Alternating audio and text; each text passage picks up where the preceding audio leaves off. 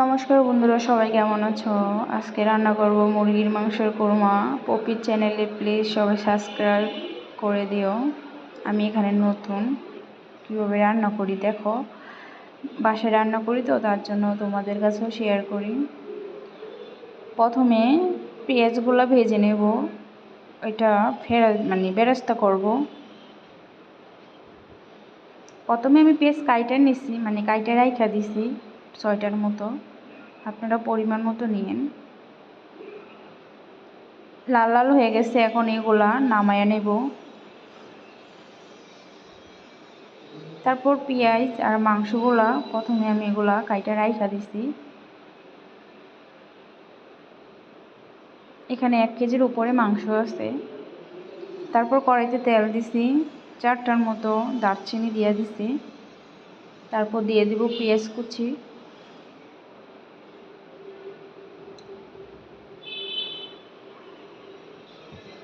পেঁয়াজ কুচিটি হালকা হালকা একটু ভেজে নেব।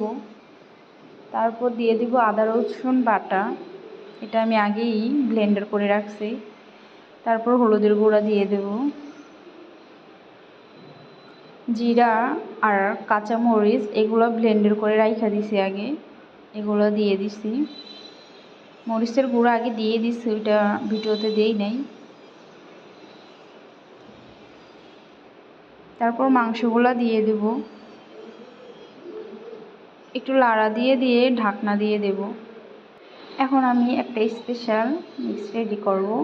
প্রথমে দিয়ে দিব টক দই, তারপর দিয়ে দিব বাদাম। আমার বাসায় এই বাদামটাই ছিল, তাই এটাই দিচ্ছি, আপনারা যে কোনো বাদামই দিতে পারেন। তারপর ভেজে রাখা পেস্টগুলো বেরেস্তাগুলো দিয়ে দিব এখানে। তারপর এগুলা ব্লেন্ডার করে এক জায়গায় রেখে দেব।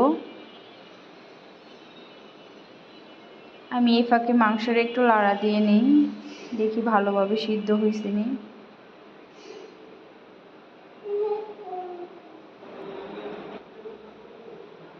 আরেকটু ঢেকে নেব।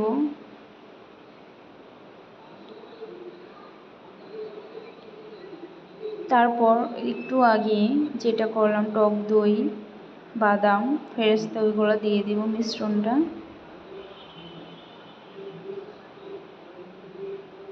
ওইগুলো দিয়ে একটু ঢেকে দিলাম। তারপর দিয়ে দিব দুধ। আমি গুঁড়া দুধটা নিচ্ছি, আপনারা নিলে গরুর দুধও নিতে পারেন, ওটা দিলেই ভালো হবে, কারণ আমার বাসায় গরুর দুধ নাই তো, তার জন্য গুঁড়া দুধটাই দিয়ে দিচ্ছি। এখন এগুলো একটু ভালোভাবে কষাবো।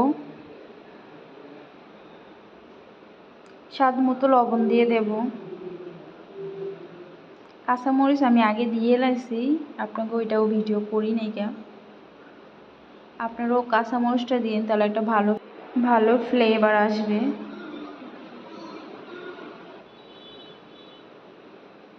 আমি একটু চিনি দিয়ে দিচ্ছি, কোরমার মধ্যে চিনি না দিলে তো ভালোই লাগে না। তারপর যে বেরেস্তাগুলো করছি ওইগুলা দিয়ে দিব। রান্না প্রায় শেষের দিকে হইলে ওইগুলা দিবেন।